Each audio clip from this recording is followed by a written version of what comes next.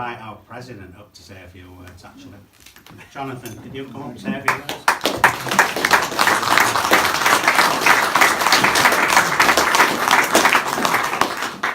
Well, I'm sorry Jeremy Paxman hasn't turned up, delayed by Prince Harry, but I'll just say one or two very quick things by way of a wind-up.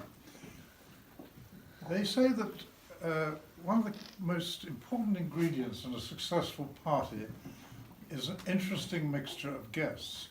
And I think this party sure qualifies in that department, because we've got a mixture here tonight of people who range from distinguished High Court and Circuit judges to generous donors, business people, above all our founders, Steve and Val, who have been so eloquent in their words, and their video says far more than anything I could begin to say. And of course a party needs a great host. Sir James and I go back a long way. We were messmates at HMP Eton.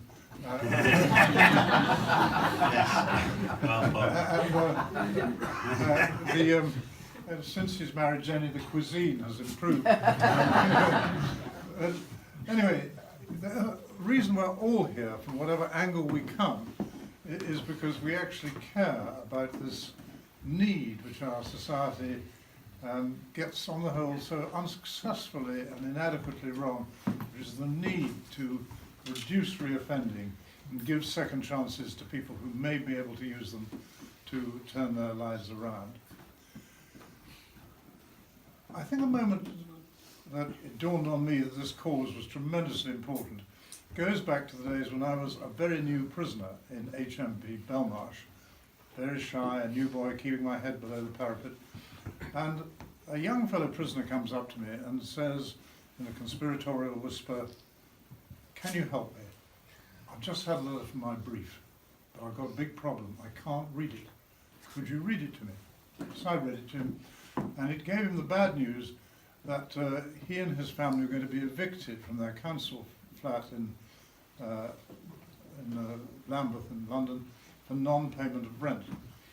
And when he got this news, this guy sort of went up the wall shouting, "What should I do? What should I do? My kid will be on the street.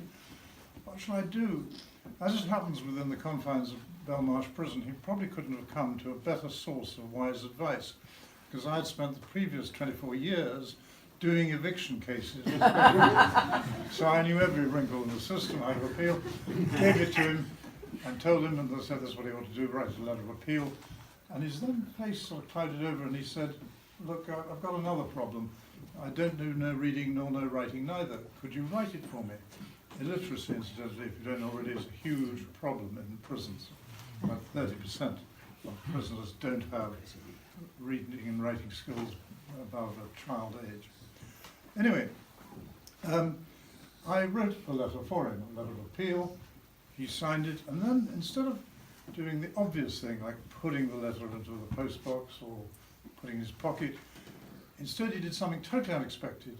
He turned himself into a sort of 18th century town crier, and he went down the wing of HMP Belmarsh, saying at the top of his voice, "Hey guys, this MP geezer of ours, he's got fantastic joined-up writing."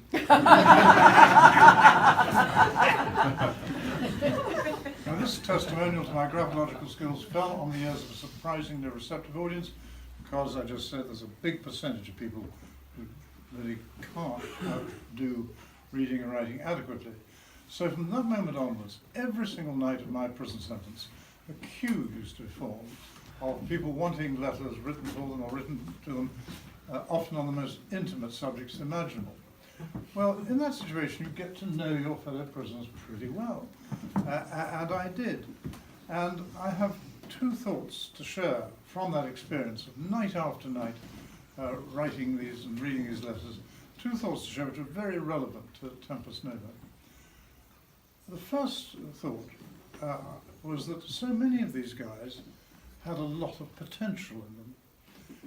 Yes, they'd taken wrong turns, as Shakespeare put it, cut is the branch that might have grown full straight. But for various reasons, often their fault, sometimes not their fault, not excuses, but some explanations were up by people, the backstories, as Steve was saying, turned people to crime, being in care for years, hopeless homes, and so on.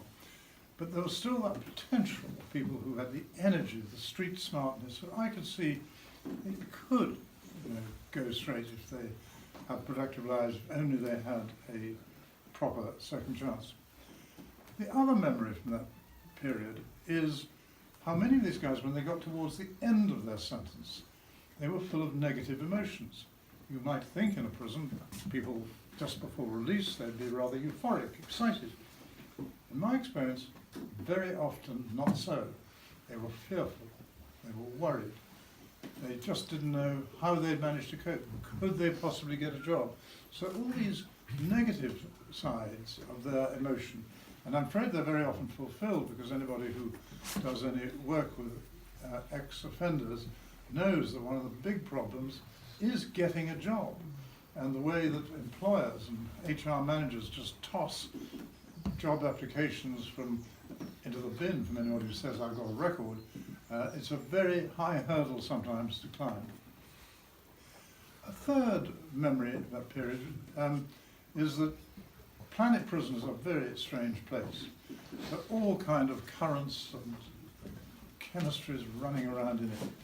But those who really understand it know very well that the chemistry between good prison officers and interesting prisoners, often prisoners with a potential, is quite a bond, and both sides know it, but very few people ever do anything much about it except make the system work inside. Steve and Val got in touch with me and said they were, effectively as Val said, they were fed up with being turnkeys, they wanted to do something else, and of course I wanted to encourage them and said one or two things and helped in very small ways. But the encouragement is here tonight. Here is a charity at the beginning run on a complete shoestring with Steve and Val working their lunch hours and weekends to find jobs for prisoners. They can look at a lot of apparently bad horses, pretty good at spotting winners, and that's something prison officers are often good at, none better than Val and Steve. But then to take those potentially good horses and get them sorted, get them interviews, get them mentored, guide them with the help of employers into jobs. That is a terrific achievement, and as an ex-Treasury Minister, I have a yen still for statistics, and the failure rate of reoffending is horrendous. I mean, all prison statistics are pretty dodgy, but you're not going wrong when you say roughly 7 out of every 10 people released from jail. It goes higher and they're younger, a bit lower when they're older, but 7 out of 10 prisoners come out of jail, they'll be back inside within a couple of years. And yet, that figure is bringable down. And I know of no charity or no organisation, certainly no government scheme, because the state just isn't any good at this.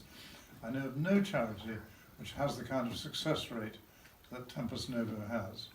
And so all I want to say is thank you to them, thank you to our Chairman George Grant, Vice Presidents Sir James and Judge John Samuels, but above all to the founders Steve and Val and the guys who they've got on the road, because that is their wonderful reward, that they change their lives, go straight and have a bright future.